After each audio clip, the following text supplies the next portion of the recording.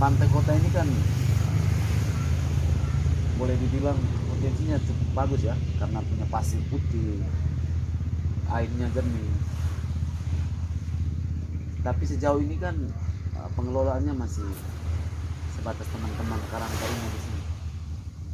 Menurut abang, apa perlu ada dukungan dari dinas pariwisata setempat ini?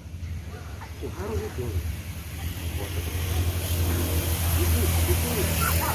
sebenarnya dinas pariwisata sudah mulai melirik karena ini barang ini sudah jadi, Tinggal pengelolaannya tinggal saja, pengelolaannya saja. Apakah Karang Taruna mengelola bekerjasama dengan dinas pariwisata?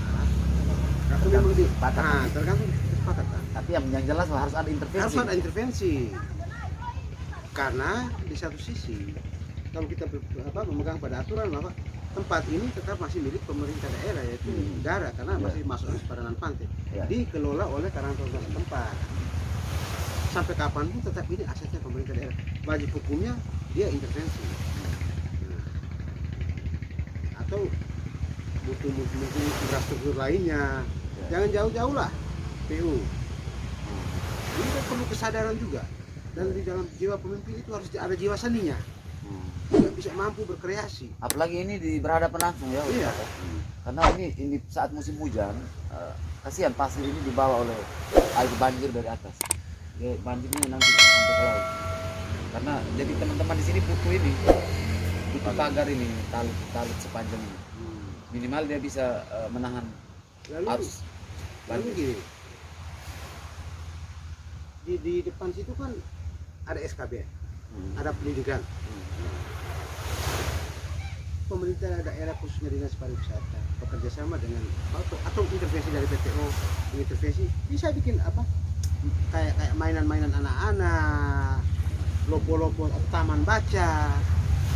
Iya. Sehingga bisa dimanfaatkan oleh anak-anak pendidikan dari SKB PLSP ini. Nah, ini harus dimanfaatkan. Bukan hanya sekedar tempat pariwisata lalu orang datang untuk minum kopi atau minum kelapa muda atau semangka, tidak juga. Orang butuh refreshing untuk bisa dibaca dulu. Abang tadi berbicara soal fasilitas penunjang atau infrastruktur lain untuk menunjang salah satu objek wisata ya. Kan tidak terlepas dari anggaran. Nah, anggaran ini yang perlu kita kaji lebih jauh lagi, dinas mana yang mungkin pos-pos anggaran apa saja kalau di dinas untuk mengelola begini, dinas pariwisata ini. Itu dia lebih pada pos apa ya, di bidang pariwisata yang untuk pengembangan destinasi pariwisata ya, bisa dari DAK tidak bang, bisa ternyata DAK ya, tapi tergantung. DAK kan ada DAK untuk provinsi, ada DAK untuk pengembangan yang lain. Nah, itu kan mekanismenya apa berbeda. Saya rasa untuk pengembangan mulai dari pantai Palo sampai ke sini ya, saya dana tidak besar lah. ya. Karena kita tidak merubah wajahnya secara detail, tetapi kita tetap mempertahankan wajah alami yang ada. Tinggal saja mungkin infrastruktur lainnya untuk keamanan lokasi, dalam arti tetap terjaga, terawat ya, kita butuh kayak pagar atau jangan hanya menjual destinasi untuk mandi laut saja, tapi hal-hal lain yang perlu dipertimbangkan itu juga termasuk ekonomi kreatif. Teman-teman di sini kan bisa bangkit dong kalau memang dikelola secara baik di sini. Pengunjung itu dia merasa betah. Yang pertama yang harus ada itu MCK. Iya benar. Kamar mandi. Yang kedua ada air bersih untuk dia habis mandi dia limbah ganti pakaian. Makanya itu perlu ada MCK itu. Iya, itu yang membuat mereka betah. Mekanisme pembayarannya itu ya tergantung siapa yang mengelola ini. Itu dihitung biaya pemasukan itu mulai dari luar pagar. Iya ya, kartis masuk, parkiran. Ya. Itu kan kita tidak sadar. Tinggal saya ketika orang masuk di sini kan, teman-teman yang sudah bangun usaha kecil ini kan bisa mendapatkan penghasilan. Dinas pariwisata ya harus lebih kreatif lah. abang, saya lihat salah satu kelemahan ini kan soal pengembangan wisata di Sulawesi ini ya.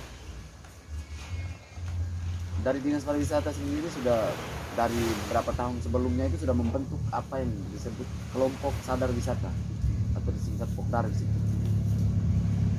Jadi setiap desa wisata dibentuk salah satu kelompok sadar wisata. Tapi dalam pelaksanaannya kita lihat sendiri, Pokdarisnya tidak bergerak. Ini menunjukkan bahwa SDM teman-teman yang masuk dalam Pokdaris ini belum disiapkan secara betul. Ya toh? Mereka jadi sebatas menjaga saja. Seperti satpam gitu. Di desa saya ada objek wisata, lalu saya hanya menjaga, merawat itu saja. Tapi bagaimana konsep membangun mereka untuk menumbuhkan, maksudnya di objek wisata itu bisa menumbuhkan ekonomi kreatif mereka, itu belum terbentuk di situ saya lihat. Contoh paling sederhana ya, objek wisata apa ya? Apa di Tanjung sana itu? Danau Asmara. Itu kasihan bang, terlantar. Kalau lagunya Black Sweet bilang pusara tak bermakna, ya itu wisata tak bermakna itu ada di Danau Asmara situ menurut saya. Bayangkan apa seandainya itu di Bali ya. Di Bali, jangan jauh-jauh lah, mau miring. Itu begitu dasar kalau ditata secara baik, itu pertumbuhan ekonominya bagus sekali sih. Jadi macam contoh masyarakat di situ, Pokdarnya disuruh buat perahu-perahu hias. Setiap wisatawan yang datang kan, ayo naik sewa, kita jalan putar-putar keliling 1 jam harga berapa. Lalu dikeliling-keliling kalau menurut kita di sini, sejak dari dulu ini orang promosi wisata Flores Timur ini sampai kemana-mana. Tetapi kecil sekali melihat dampak pengeluaran pemerintah daerah untuk pergi studi banding lah, pergi inilah itulah, hanya memenuhi sebuah undangan. Kalau saya menilai selama ini. Jadi dari DPR juga pernah studi banding soal pariwisata kan bang? Ya pasti tentu. Karena ini kita omong pemerintahan berarti DPR harus mendukung dari sisi anggaran kan. Contoh satu hal, ke Bali tahun berapa ya untuk mempromosikan wisata religius. 2 tahun lalu Ya. yang bawa pernak-pernik itu ya. Semana sana. Itu terus kontribusi baliknya apa Iya. untuk daerah? Padahal kan menurut saya itu kebijakan yang konyol bang, menurut saya. Karena tanpa dipromosi pun Semana Dunia Santa tahu. itu dunia sudah tahu Semana Santa. Apalagi paling berbahaya lagi alat-alat, walaupun ini dalam bentuk duplikat ya, Iya. tapi sampai dibawa kemana-kemana. Menurut saya itu tanda kutip dikomersialisasikan. Ini barang sakral bos. Ya, orang Larang Tuka asli itu menganggap bahwa itu hidup, benda itu sakral sekali. Tapi kita dengan konsep dalam tanda kutip bahwa mempromosikan wisata kita, padahal kita tidak sadar bahwa ini sudah terkenal tanpa lu. Ini juga Semana Santa ini sudah terkenal. Tugas Anda bagaimana membuat orang betah Atau orang datang di Flores Timur mengikuti Semana Santa. Pasca Semana Santa mereka diarahkan mau kemana, sehingga mengenali Flores Timur secara luas. Itu poin penting itu sebenarnya. Sehingga semacam wisata terpadu ya. Oh kita ke Meko, mungkin saja ikonnya Meko. pasir putihnya. Ya, setelah dari Meko kira-kira diarahkan mereka kemana? Jadi dia harus dalam paket paket wisata. Harus paket wisata. Konsepnya harus ke paket wisata lah begitu. Seperti Labuan Bajo ya bang. Iya. Tentu kita kembali kepada infrastruktur pendukung. Kita Flores Timur bilang kekurangan kelapa muda ini kan sesuatu yang tidak masuk Tidak akal. lucu ya. Iya, tidak lucu. Jagung pipih. Kita makanan lokal yang nanti teman juga ini harus ada di sini. Jadi selain kita promosi organisasi tapi ya makanan lokal kita juga. Makanan lokal juga. Ama coba gini. Ini saran saja ya. Karena menunya gini. Pisang masak ini, pisang masak, diiris, dibakar sampai airnya dia mengering. Bukan bakar, dipanggang. Nah, sampai mengering airnya. Jadi dia tetap warnanya putih dia kulit luarnya kan nanti keras. Nah, lalu kita pengen Sampainya tuh orang sampainya itu kan. Nah, di situ mungkin Abah siapkan keju, coklat atau siram-siram dia. nah, Sederhana saja. nah, saja. Kita cuma Daripada, cukup siapkan susunya saja, Bang. iya, daripada kita orang Flores dulu Pisang jual kan sudah ada. pisang, sebentar kita pergi beli pisang goreng. Tidak lucu, Bang. Iya.